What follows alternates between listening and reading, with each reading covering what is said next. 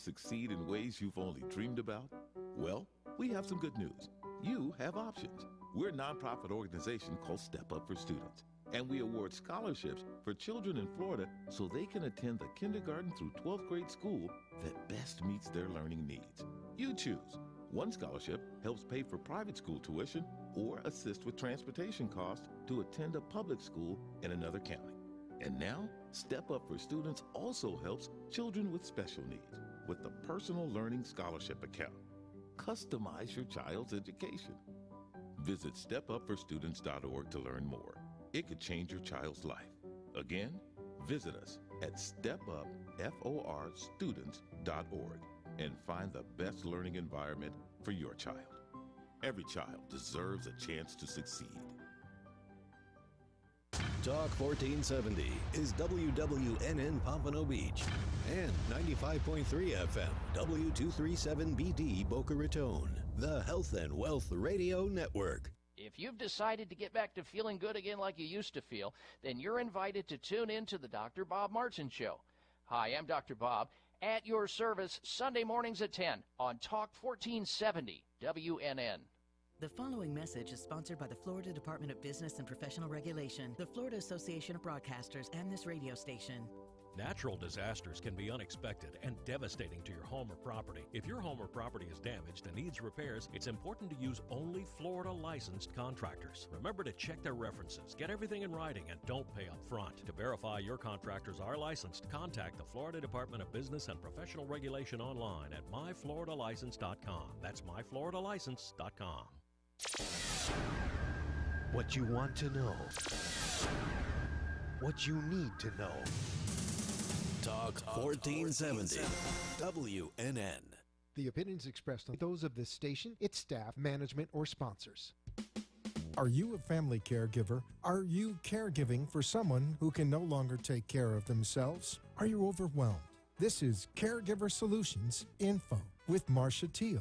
Marcia will be hosting an hour of true stories and information, tips and updates of the latest research and necessary information in the caregiving field, focusing on you, the family caregiver. An Alzheimer's disease and dementia care expert, Marcia has 15 years of hands-on experience at Arden Courts, a leader in assisted living dementia communities here in the U.S. Marcia covers everything you need to know as a family caregiver, especially if you care for a loved one with Alzheimer's disease or other related dementia or chronic illness. If you have a friend or relative that is also a family caregiver, call them now. They won't want to miss a minute. And let them know they can watch on caregiversolutions.info.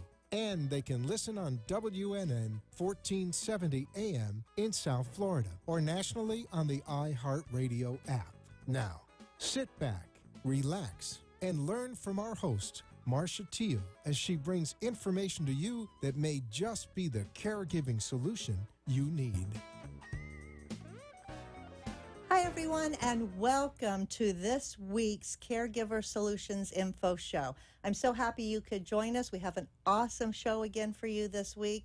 And if you're listening to us on local South Florida radio, not only are we on 1470 AM, but also 95.3 FM, or you can actually watch us live stream at caregiversolutions.info on your smartphone or computer. However you're joining us, I'm glad that you're here. My guest today is awesome. She has so much experience and so much to share, and so it's going to be a wild, fully packed hour with lots of great information, some tips, things for caregivers to learn how to better take care of someone with dementia, to make your life a little easier and less frustrating for the person that you take care of. So we're going to get started right away. I can't wait to introduce you.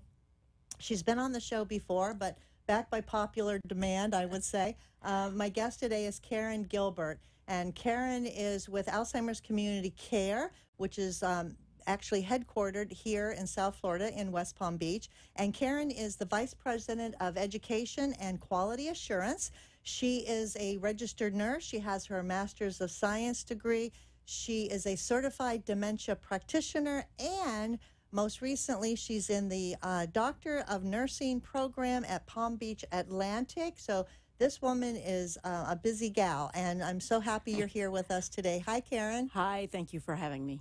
I am so excited to have you back with us because there's so much going on, and the world changes, so quickly. And we want to talk about, first of all, some of the cognitive symptoms sometimes that people might want to take note of if they're taking care of somebody, either first changes in their personality, maybe odd behaviors, things like that, and why it's important to do something about it.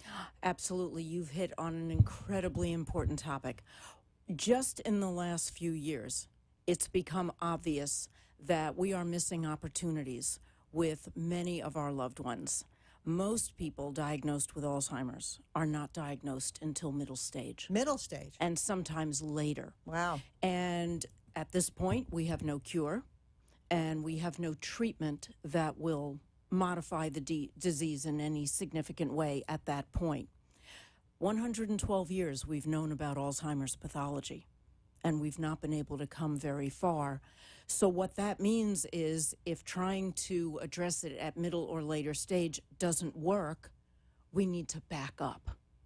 We now know that the development of Alzheimer's, which is the most prevalent cause of irreversible neurocognitive decline, about anywhere from 60 to 70 to even 80% of those affected will have pathology of the Alzheimer's type.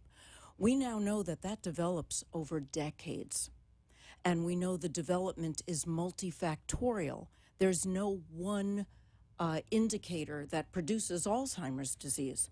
So while some find that a little intimidating, it's also an incredible opportunity. It means we have decades to choose lifestyle choices that will preserve brain health. So in other words, there are things we can do to try to stave it off. Absolutely. And this is a hugely important issue because many times we hear people say, my mother had Alzheimer's, my father had Alzheimer's, I'm doomed, I will have Alzheimer's. We now know that's not true. Inheriting the gene that puts you at greater risk is only one part. It doesn't guarantee you'll develop the disease. So we now know that there's an impact of diet, an impact of exercise, an impact from keeping your mind engaged, continuing to learn new things, a huge impact in staying socially active. Those who isolate themselves are at far higher risk. So we can get some physical exercise. It doesn't have to be weightlifting at a gym. It could be simple walking. But that's a change that many people can make. If they're smoking, they can stop. If they're eating a diet that is inflammatory, in other words, filled with foods that cause inflammation, like beef. Because isn't that one of the things that they're looking at as scientists, the inflammation of the brain? Inflammation in general, which is a precursor for many diseases, not just Alzheimer's. Mm-hmm. And so avoiding foods that are inflammatory, abiding by the Mediterranean diet or the MIND diet or the DASH diet, they're all similar, and they are easy to find that information on the internet, readily available. Those diets will go a long way to helping to preserve brain health, along with everything else. Because, as they always said when we were growing up, you've heard the term, we are what we eat, right? I think so. So if we're eating junk, our brain might turn to junk or to mush, Well, and we know diabetes is a risk factor for Alzheimer's, mm-hmm. and diabetes is rampant in this country. And much of type 2 diabetes is preventable. So if we start to focus more on diabetes, we will see a difference. We also know that if we call that the preclinical phase, those decades where you might be building up the protein abnormalities in the brain of Alzheimer's, which is amyloid pathology and tau protein pathology. We now know that we can act in those years to try to delay the development of Alzheimer's throughout our natural life. And that's exciting to know that we can actually do something about it. Exactly. Because they say whatever's good for your body is good for your brain. Heart and brain. Heart and brain. If it's heart healthy, it will be brain healthy. Mm-hmm. Plus those other learning activities and socialization, even things as simple as using your non-dominant hand wakes up the other half of the brain and makes it work. Essentially exercises it. Yeah, there's exercises you can do, but it's fun, just try to write with your non-dominant hand. I had to do that when I broke my wrist for 7 weeks. And it wasn't real easy, was it? It was not. It was an incredible brain training exercise. I eventually got good at it. So I didn't do that by choice. But that was an example about how you can actually exercise your brain. We know we can go to the gym and we can exercise arms and legs and our abdomen. How do we exercise the brain? We have to get a little more creative on that. So we've got that preclinical time, which is essentially most of our adult life, right, where we can make those heart-healthy, brain-healthy decisions. And if even then we start to see symptoms, the important message now is that we must act immediately. If someone is thinking, gee, mom's getting a little forgetful, that is the moment. Not just thinking, it's old age, it's normal. It's not normal aging. So that is an incredible message to get across. Forgetfulness, a memory loss that does not return, that is not normal aging. People slow down, obviously. They might not be able to retrieve something as quick. I mean, that's normal aging. People in our profession, people that are my age, even younger, they forget things because I think a lot of times they're just under a lot of stress. They got too many things going on. Their brain is just going in every direction. But the difference is that they'll eventually think of it because they can retrieve it when they slow down and focus, right? And they can remember. But what you're saying is this is memory that you can't retrieve, something that you should know that should still be there, but you can't retrieve it, and that's the problem. If they're not retrieving, that is the moment to act and not dismiss it as normal aging. Also, personality, mood, and behavior do not change substantially in normal aging. So if you're seeing those changes in a family member, that is the moment to act. So when you talk about personality, somebody who might be really calm, cool, and collective, and all of a sudden they're agitated, moody, dismissive, that kind of thing? Exactly. Everyone has a usual. All of us have a usual amount of activity, a degree to which we can do for ourselves and be independent, usual appetite, usual behavior, usual personality. When we start to deviate from those usuals and others take notice, that is the time to find out what's going on. And when we act early, we can figure out if this is caused by something treatable. And the list of treatable conditions is very long. I'm so glad you said that, because just because somebody has a change from the normal, right? I think some people are afraid to find out what it is because they're afraid to see if it might be Alzheimer's or some other kind of dementia. But what you're saying is go find out, because it could be something simple, treatable, because there's so many things that can happen to us that can cause us to have confusion and some memory loss. That's right. But it doesn't mean necessarily that you actually have dementia. That's right. So, and we understand that. It's frightening to think that your loved one might have an incurable disease. But acting at that moment, even if it turns out not to be a treatable condition, they still will get better help at that moment when the disease is in its earliest stage versus 3 to 5 years later. So if we could, let's talk a little bit about what some of those treatable conditions could be. Right, and there's the audience right there, and you can talk right to them. These will produce symptoms of dementia. Dementia by itself is not a diagnosis. It is not a disease, and it is not mental illness. What I like to say is it really should be a 3-word phrase, symptoms of dementia, which mean that the person is having the type of memory issues that you outlined, plus a failure of some executive function. And some examples of that would be driving, operating the washing machine, paying the bills, initiating a phone call, preparing a meal. Those are executive functions that when you combine it with the memory loss, now we say they are having symptoms of dementia. Clinical depression can produce symptoms of dementia.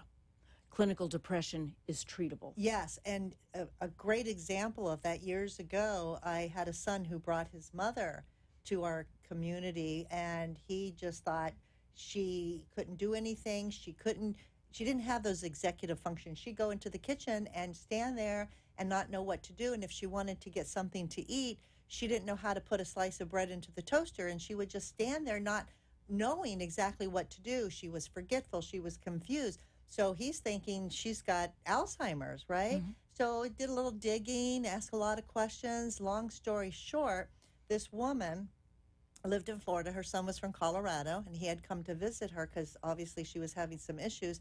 But the woman recently lost her husband, right? Her long-term husband that they've been married forever. He passed away. Right after he passed away, we had a hurricane, back-to-back hurricane, so she had to go through that by herself. She also had breast cancer, and she went through a mastectomy by herself. And I think there was something else, another close family member passed away. So all of these things had an impact on her where she was very, very depressed. And the good news, after it was all said and done, going to a psychologist and getting all the tests through the neurology and the psychiatry and all the brain scans and everything, it turned out that she had deep depression, which was causing her to have all these symptoms. Yes. And the good news is it was treatable by some medication and some talk therapy, and she was able to function again and then actually go and live in a regular assisted living on her own instead of having to go to a memory care. So, you know, like you say, it's so important to find out what is causing this. And I love what you said, because find out no matter if you think it is or you think it isn't, because if you find out it's treatable, great, you can treat it. If you find out it is worse, right, worst case scenario, you catch it early. Exactly. And we have so many experts right here in South Palm Beach County doing clinical research. Yes. And the earlier someone gets into a research study, the better they might do. So, of course, that's voluntary. But there are opportunities that we lose if the disease progresses. And there are many who do very well in those clinical trials when they are addressed early. So that is a message we have to get out. A low-grade infection can mimic symptoms of dementia. Adults don't always have fever. They don't always have pain. So we can't use those as indicators. We need to look. If they are dehydrated, if they've not been eating as well as they should, their electrolytes can be out of balance.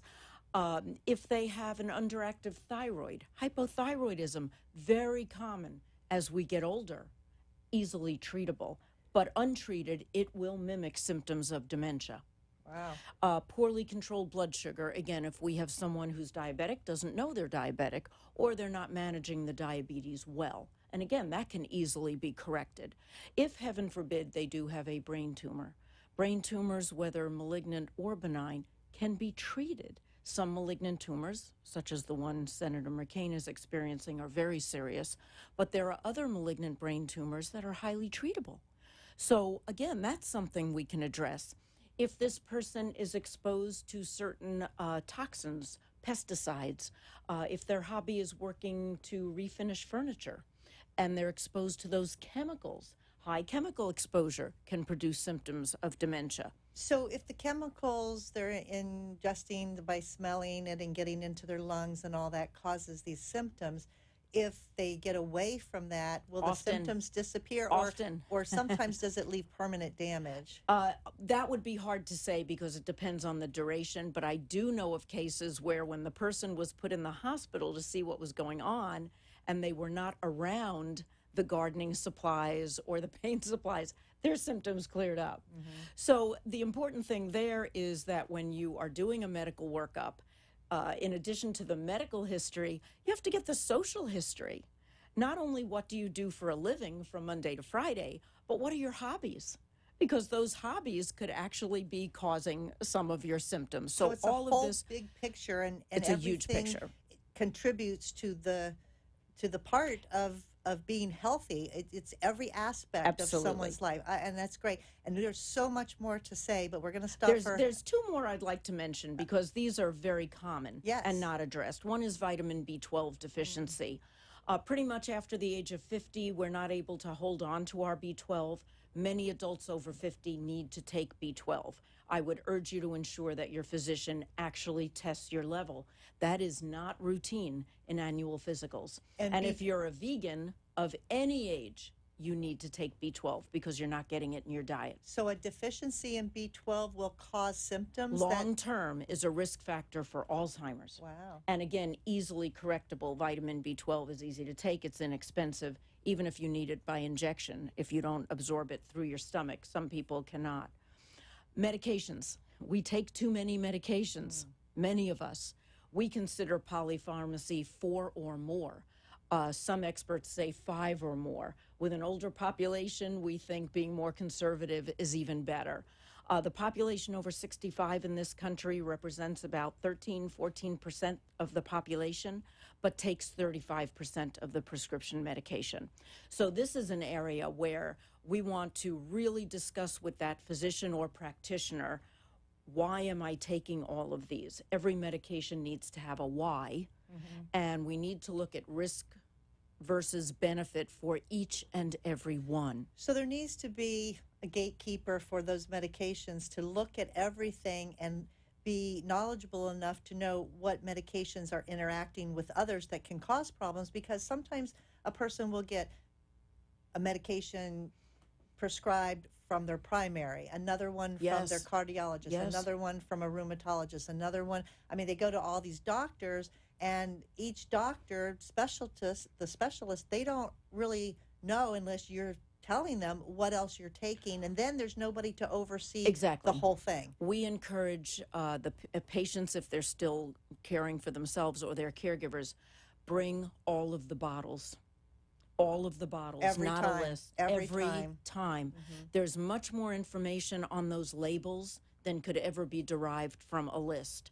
In addition to your prescription medications, anything you're taking over the counter would be very important to bring for that, because again, that practitioner has no idea you've purchased that. So you need to bring that with you as well. And what about those vitamins and supplements that are on the shelf that we can all buy without any advice? Can they be dangerous too? They absolutely can. There's one, turmeric. Turmeric is a very powerful antioxidant. It can be very helpful to long-term brain health and general health. However, if you are someone taking an anticoagulant, let's say for atrial fibrillation or for some other clotting disorder you may have had, turmeric can actually lead to a hemorrhagic stroke. Wow. Because it is an anticoagulant. So if you're taking turmeric on top of a prescription anticoagulant, you could be at significant risk. So this is why physicians need to see everything you've purchased that you are taking or your loved one is taking to be able to determine that safety. And I think it's important to, I hate to use the word demand, but sometimes, that's necessary to demand from your doctor, look at these. I know they don't always have a lot of time, but that is so important. It's critical. And, you look at this is what I'm taking. Is it okay? Is it too much? Is it, contraindicative of something else? And very, very important. Good. Falls are a significant risk.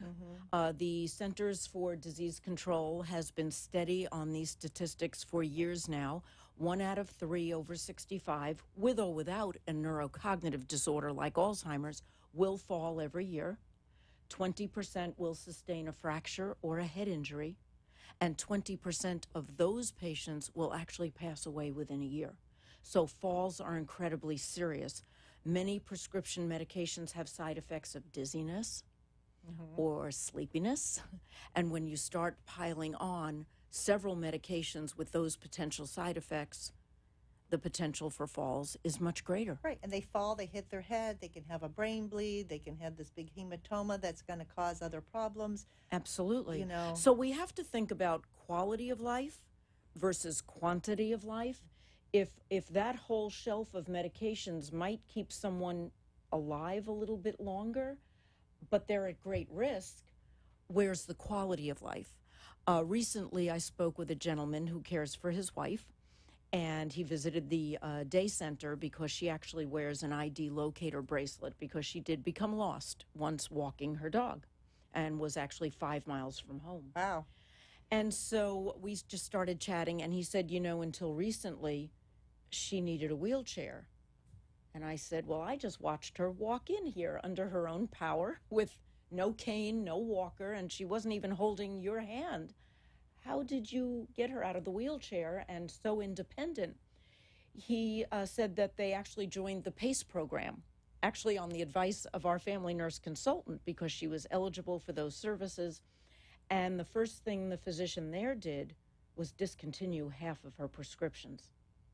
It made a big difference. Within a few weeks, she was up and out of the wheelchair. So think about quality of life for both of them. Mm-hmm. She is not wheelchair dependent with all the risks that carries, and he is not dealing with the burden of an adult in a wheelchair. Right. And just because they discontinued certain medications that weren't absolutely necessary. Apparently they were not. Apparently. And again, even if the theory would be, well, she could live longer, which we don't even really know. Right. The side effects of those medications were taking away her independent ability to walk and to stand. And so that's a very dramatic example, but we've heard of others. We've heard of many patients when they accept assistance of hospice, some of those medications are rolled back and they improve dramatically. And then they go off of hospice That's because right. they actually don't qualify for hospice services because they rallied, they're better. I've heard a lot of stories about that too. Yes. People taking off medications, especially some of the medications that are prescribed for Alzheimer's or other dementia, have a lot of side effects. They can. And a lot of them can't be tolerated, That's right. in their digestive system. And so, like you said, quality versus quantity. That's right. And the effectiveness of those medications is questionable. Again, so many people diagnosed middle stage or later. So we really don't know what great effect those are having. And we're talking Aricept, Namenda, Exelon, those types of things. Yeah. So we're going to take a quick break. We'll be back with lots more from Karen, and stay with us. You'll want to hear the next part of this show. Arden Courts is not just a place to live. It's a place to call home. Residential living combined with quality caregiving. This is the philosophy behind Arden Courts. Communities created exclusively for individuals with Alzheimer's disease and related dementia who would benefit from a safe and structured environment. For additional information about any of the unique services Arden Courts provides, call 888-478-2410 to locate a community nearest you. Inquire about our educational seminars, resource library, or support groups, or simply feel free to ask questions you may have about Alzheimer's and related dementias. At Arden Courts, we know, we understand, and we can help because memory care is all we do. Remember, call 888-478-2410 for additional information about any of the unique services Arden Courts provides. Somewhere at the corner of bewildered and confused is a lost mother, a father, a sibling, a grandparent. Wandering is a common symptom of Alzheimer's or related dementias and can often make those who care for a loved one feel just as lost. If you're looking for a place that's safe and secure, look to Arden Courts. Memory care is all we do. We know, we understand, we can help. To learn more, visit arden-courts.com. Arden Courts follows equal housing opportunity guidelines. Dementia care expert on caregiversolutions.info. If you have a question or wish to share a story, call into the show at 888-565-1470 and talk with Marcia. Now, back to Caregiver Solutions. We're back, and I'd like to take this opportunity to thank our national sponsor, Arden Courts Memory Care Community. Arden Courts is a leader in memory care all across the United States with 50 locations, 10 of them right here in Florida and 2 right here in Palm Beach County. Arden Courts is a resource for families because not only do they take care of loved ones that have some form of dementia, they also provide lots of support through seminars, through support groups, and through resources like this book. This is called the 36-Hour Day Book. It's a wonderful resource for families. It's written by Dr. Peter Rabins and Nancy Mace. It's in its 5th edition, so it keeps being updated all the time with any new information. And it's a family guide for people who have Alzheimer's disease-related dementia, for their caregivers to understand and better cope with the challenges. Arden Courts would like to give to you, the family caregiver, this book absolutely free, just for the asking. And all you have to do is call their toll-free number, which is 888-478-2410. That's 888-478-2410. Tell them that you heard about the free book offer on the Caregiver Solutions Info Show, and they'll get your name, address, and make sure that they mail a book right to you. So do it because it's a great resource, and you'll be glad that you did. So I'm here with my guest today, Karen Gilbert. She is with Alzheimer's Community Care, based here in Palm Beach County, and they cover other counties as well. And she's an RN. She's got her master's in science. She's a certified dementia practitioner. She's not only a nurse, but now she's going for more than that, like a doctorate in nursing. So she's been in the field a very long time. She told me something I don't quite believe, that she's been in nursing and healthcare for 43 years, and you don't even look that old to begin with, Karen. So that's awesome. We want to know your secret for staying young. And I'm so glad that you're here with us today. Thank you so much for the opportunity. One of the things that we want to talk about is the other list of irreversible neurocognitive disorders. Absolutely. That can also produce symptoms of dementia. We focus so much on Alzheimer's because it is said to be responsible for about 70% on average. So it is the most prevalent disease. But there are others, and there are others that can strike at an earlier age. So I think this is important. 95% of Alzheimer's is age-related, will be generally past the age of 65. And again, some of our experts believe anywhere from 30 to 60% of that age-related Alzheimer's is preventable.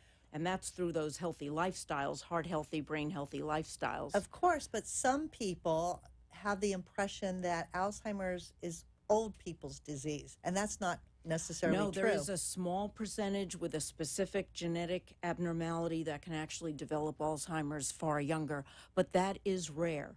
Lewy body disease is another disease with a protein abnormality in the brain that can strike by age 60. Vascular dementia, which is most often the result of a stroke, could be at any age that someone suffers a significant stroke. Normal pressure hydrocephalus is one that you don't hear about that much. That's the water on the brain, right? It is. The brain is not reabsorbing fluid at the right pace, so too much fluid is building up, and this will damage nerve cells unless the pressure is relieved. And they can go in and do brain surgery, so to speak. They can put in a shunt. Right, and they can release that pressure exactly to help somebody, because I experienced that with a family member whose dad had that, and they were so glad that they found out that it was something they could do. Exactly. Now, if the normal pressure hydrocephalus is not identified and not addressed, that damage will be permanent, and a shunt will not be of help. So this is the urgency when we see symptoms, when that loved one of ours is not their usual. That's when we need to speak up and say, what could this be? And if caregivers learn these terms, they could go right down this list. But if it's sudden, it's not likely to be Alzheimer's or Lewy body, because those take years and years to develop. A more sudden onset, where someone's gait changes and they suddenly have trouble controlling urine, that's sounding more like normal pressure hydrocephalus. Talk about urinary tract infections, because sometimes that will change a person Urinary quickly. tract infections can change behavior. Again, if the person is starting to have a cognitive issue, they may not be able to say, I feel like I need to urinate every 10 minutes, or it hurts when I urinate. They may not have the cognition to tell you that. So if their behavior suddenly changes, the key word is sudden. These diseases don't change suddenly. Once you develop NPH, normal pressure hydrocephalus, or Lewy body, or Alzheimer's, they don't change overnight. If the person changes overnight, it is most likely they have a medical condition emerging, an infection or an illness, or some type of pain, or they are having medication interactions or side effects. That is the most likely cause. As soon as you're thinking, this is new, this is odd, this is sudden, that's the moment to get to your physician. We try to encourage caregivers, get them seen in an office, because if we miss that opportunity, such as with a holiday tomorrow or the weekend coming, now we'd have to rely on the emergency room. Oh my gosh, and that's another whole story, because that's a great segue actually to something that I know it's important and it's a passion of yours, is education. And talking about hospitals, how well are hospitals trained and educated on symptoms of Alzheimer's or other dementia in order to be able to handle the people that come in with some problem? That's a short answer. Yes? They're not. They're not.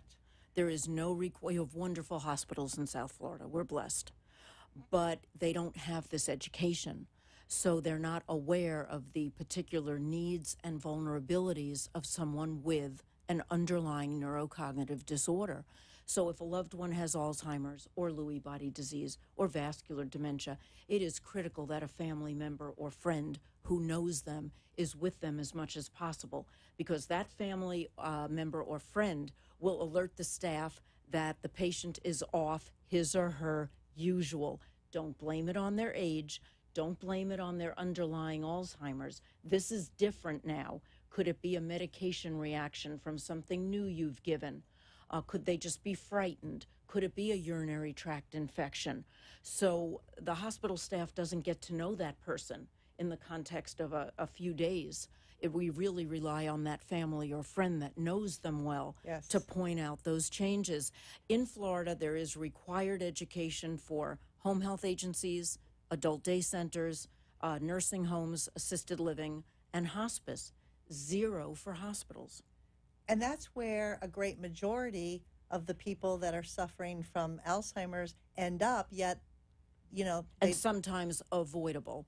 So we try to get them treated in the office. It's all about identifying the issue early. So as soon as behavior changes, again, if it's a sudden change, it is most likely a medical condition or medication related. Get them into the office so that hopefully you can avoid that trauma of an emergency room experience for someone who's already frightened and confused, and now we put them in that setting. Early intervention is absolutely the key. Absolutely the key to a lot of things, not only to getting them there to get diagnosed, but also for caregivers to educate themselves about what's coming down the road for them. The major concept there in everything is it's always better to be proactive versus reactive. Very good. And so that's what we try to instill, that concept. Be observant, watch for those changes, and act early. Just briefly, other conditions that can also produce irreversible decline at various ages: Huntington's disease, which is genetic; Down syndrome, which also, again, has that component of an extra 21st chromosome or a piece of an extra 21st chromosome. The life expectancy for those with Down syndrome has increased dramatically, even in the last 30 years. But now they are developing the actual pathology of Alzheimer's in their 40s. And so not only are they suffering with the Down syndrome, now they're putting...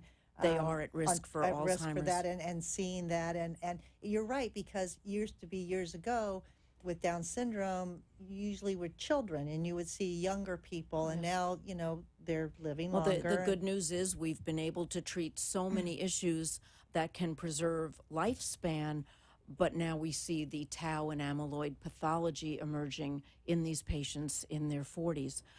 Chronic trauma, there's been a lot of talk about that with football players, young, developing irreversible neurocognitive decline, certainly boxing, any sport that has that contact aspect of it.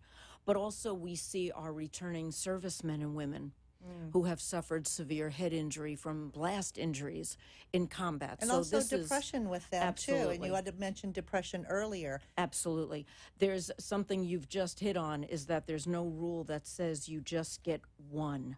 condition. True. Yeah. And you can have depression, you can have post-traumatic stress disorder, you can have the effects of trauma on the brain, you can have Alzheimer's. You can have a vascular dementia because you had a stroke, and at the same time later develop Alzheimer's disease on top of that. Exactly. Probably. So now you've got two types of dementia going on, and it's absolutely. But the good news now is that you can know your risk. You can get the genetic test done, and I've had it done. I wanted to know, did I inherit 1 or 2 copies of the APOE4 gene, which is most commonly associated with age-related Alzheimer's? Happy to say I did not, but I think knowledge is power.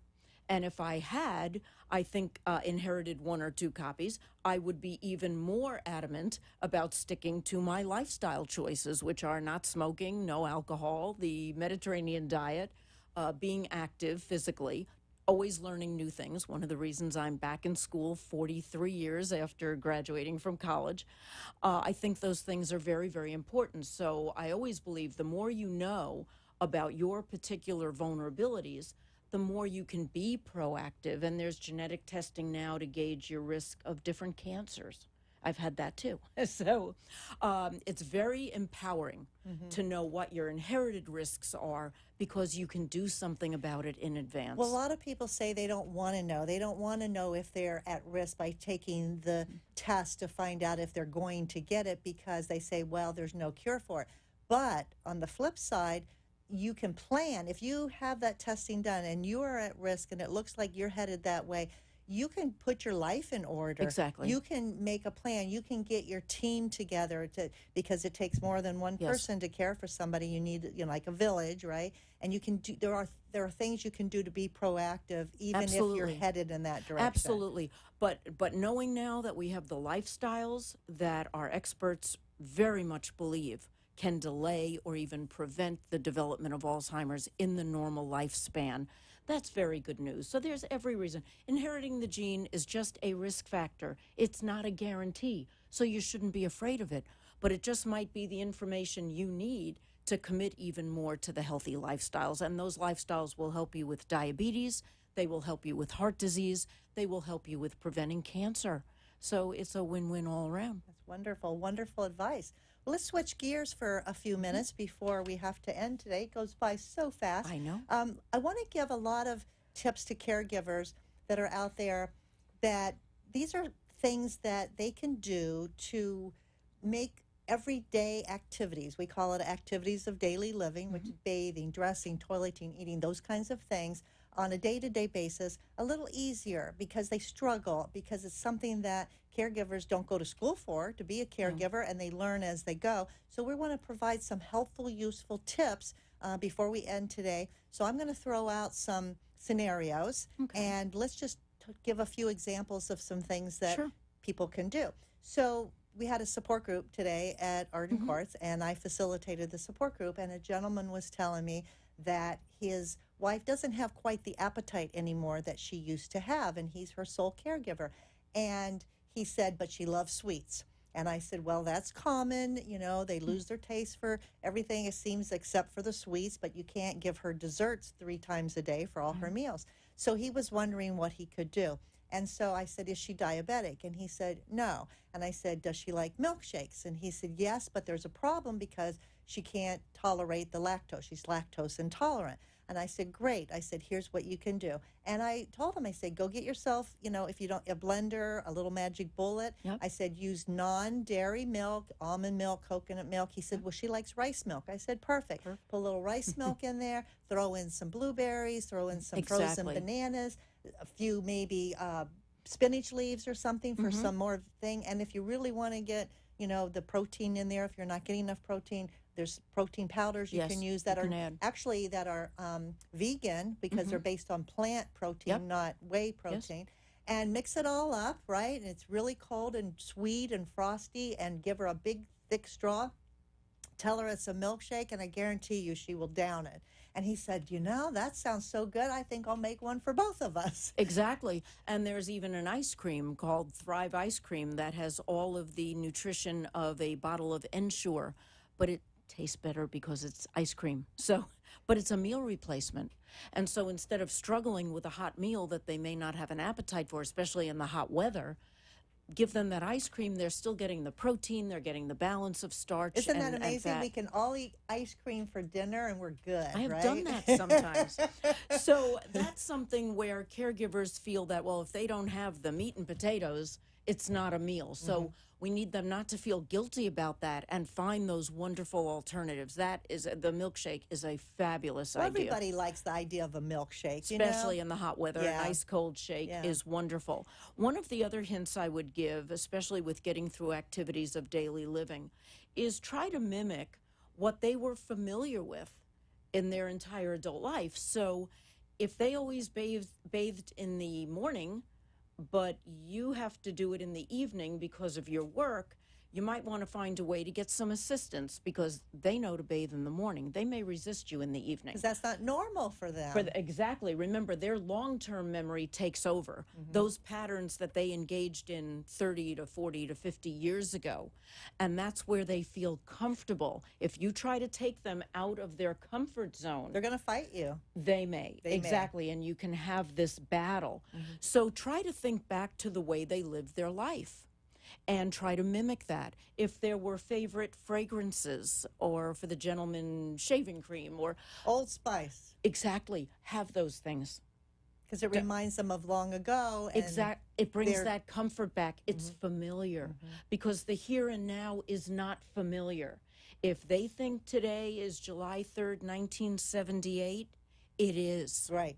And that's another thing. Don't argue. It is. Do not argue. Do not try to bring them to the here and now because it can provoke anxiety and agitation, just the way we would feel if someone tried to convince us it was 1978 and we know that it's 2018. So we have to put ourselves in their place where they are not able to retain new information and go back to, again, where those comfort zones are. If your 90-year-old mom wants to call her mother, talk about mother. Don't try to remind her that mom has passed away. She won't remember it, and then she's going to get upset. Exactly. And if you tell her that mom died, she's going to grieve. And every time you tell her that she died, she's fresh it's again. all new, and she's going to grieve and grieve all over again. Right, because mom is not thinking I'm 90. Mom is thinking I'm 55, and my mother's alive and well. So that's called validation, and it's really very simple, but it's really the most important technique. Simply don't argue. And saying to her, well, we'll call later, that won't work. So she wants to feel mom again. And the way to do that is talk about mom. And if you have photo albums, if you can create a memory box, this is a wonderful way to bring those pieces of their adult life that are familiar, that again present that comfort zone for them. Right, and that usually then will distract them enough so that they're not agitated, because now you're giving them what they need, like you said, talking about it. So instead of wanting to go home, because they always say, I want to go home, and you're going to say, but you live here. Home. This is your home. And not the home they remember. Not the home that they're thinking about. Let's talk about home. Yes. Tell me your favorite part of the house. Yes. Bring that back. Yes. So it is our instinct to want to correct. And to the caregiver who says, you know, mom will ask me over and over again, what time is dinner? And I keep saying 6 o'clock. And 2 minutes later, she'll ask me again. Well, this may be an indication that mom no longer knows the clock per se. So you may say, after we listen to the radio show, or we have dinner after we watch the evening news. That may work better. You're giving her a reference, a time reference. Exactly. Events rather than specific times. The gentleman today in the support group had the same issue. What are we doing today? Well, you know, when are we going to do this and all of this? And he just was so tired of the repetitive questions. He said, I put a dry erase board on the refrigerator, and I would write, today we're going to do this. And he was very specific, but very simple. And he put like their schedule of the day, and she could read. And so she went to that every time, and she felt really good because she could read it and think, oh, okay. And it kind of lessened those questions. It gives her a feeling of some control. Remember, our loved ones dealing with these diseases have lost control in so much of their life. Wherever you can give it back give them a choice of 2 outfits to wear. Yes. Rather than opening the closet door and saying, what would you like to wear? That's overwhelming. But 2, they could choose and they could feel good about the choice. Same thing with snacks. Would you like the pudding or the applesauce? Because there's no wrong choice. Exactly. Yeah, and then they feel like they're empowered to make that decision. It makes them feel more independent. Exactly. I like the Busy Box, and I actually brought one here today. This is a Busy Box that anybody can make. And if you're going to a doctor's office and you have an appointment, it doesn't mean that you're going to get in to see the doctor right on time. That's Most likely, you're going to wait an hour, sometimes 2 hours if the doctor's behind. And it's really difficult for a caregiver to keep their person with dementia in a seat, in a waiting room, calm, and without being agitated, because it's just a long wait. So what can you do to help distract them? Sometimes the magazines work at the doctor's office, and you can flip through pictures and things like that. But keep in your car or keep at home a Busy Box. And a Busy Box is simply something that I brought here to show. And you can make your own depending upon what your loved one particularly likes. But it's full of all kinds of stuff. And for instance, these are little pom-pom balls. They're little colors, and there's 70 of them. They can actually use these and sort them. You can do games with them. You have a sorting type of game. Things that people can actually do, nothing complicated. Right. I recently visited a friend in Fort Lauderdale. Her mother suffers from Alzheimer's, and I stayed with her for a little while the daughter went to church, so she would have a little respite time. And I brought a deck of cards. And the mom used to work in an office, and she was very good still with some numbers, even though she couldn't remember 5 minutes ago. But she was good still with numbers. And we played War. And if you remember, War is a simple game. You each throw down a card, and whoever has the highest number wins the round. She could do that, and the longer we played, the better she got. She got involved. And she how was did excited. she feel? And she was so happy, and we started kidding around, and she never once said, "Where's my daughter? What are we going to do? Oh, help me. Oh, I don't feel good." She was so engaged. That's a therapeutic activity. And it was very therapeutic. And so I left the cards for the daughter. I said, "You're playing War." So she was really excited. Some other things that I have in here, I have some little safety scissors. Sometimes ladies are used to clipping coupons.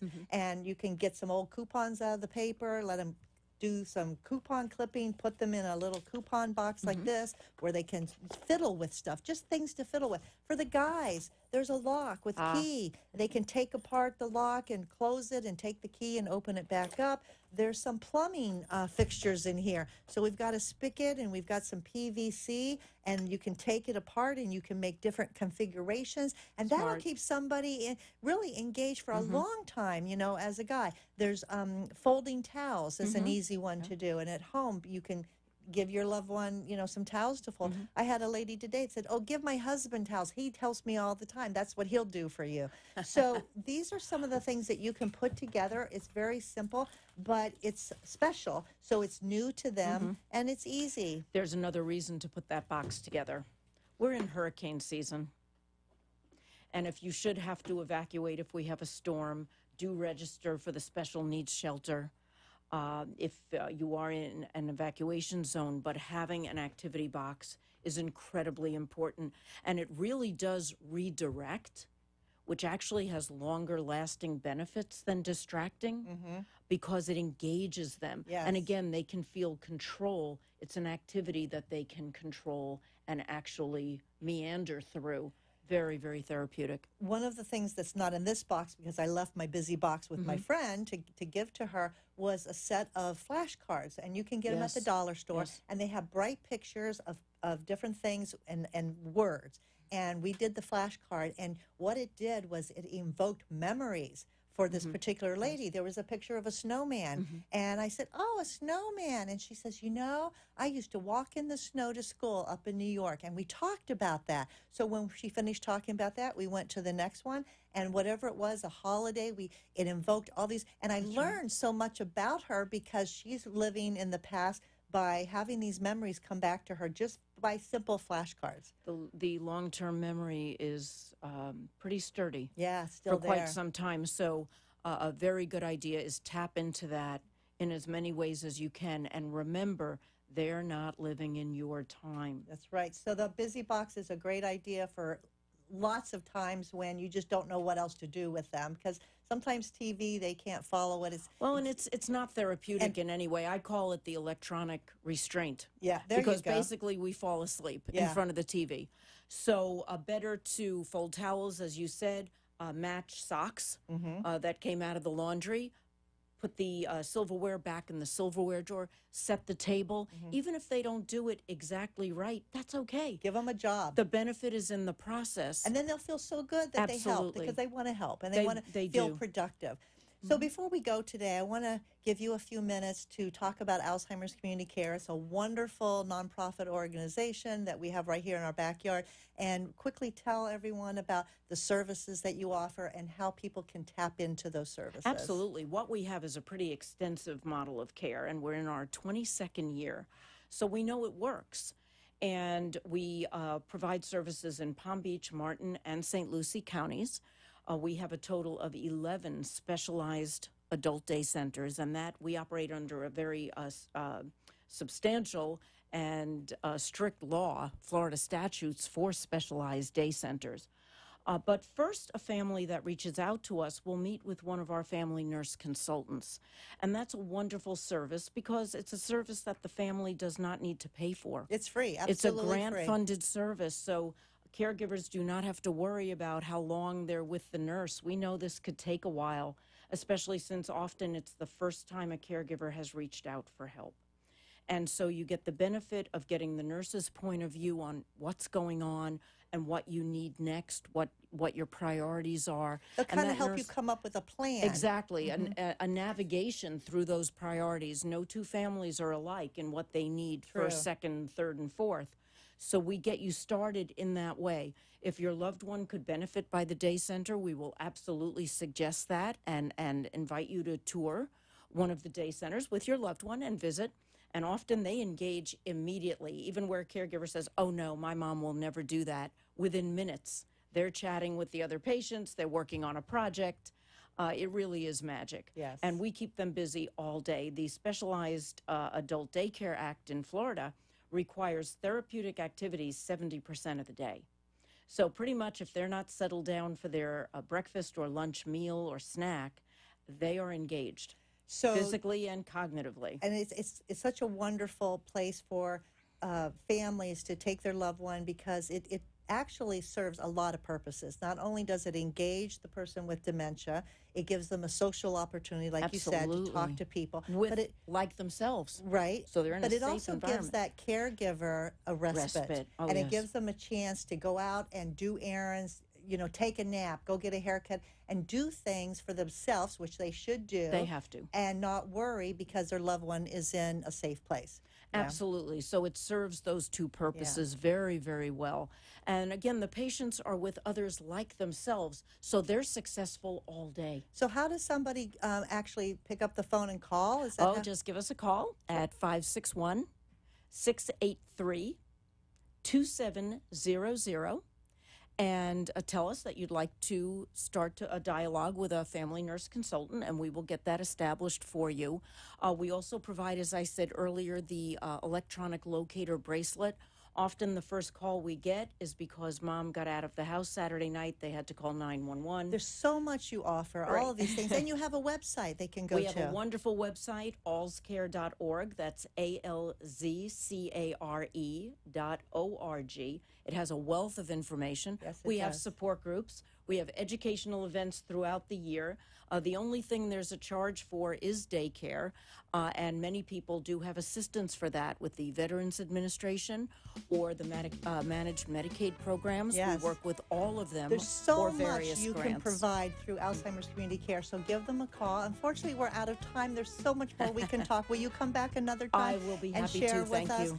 Don't forget, you want your free book of the 36-hour day that Arden Courts is providing to you. Call their toll-free number, 888-478-2410. Call Alzheimer's Community Care, get hooked up. They're a wonderful organization. I highly recommend you checking them out. And we will be back next time, next week, next Tuesday. And in the meantime, don't forget, give somebody a hug because they need it and so do you. Take care. see you next time. And thank you so much.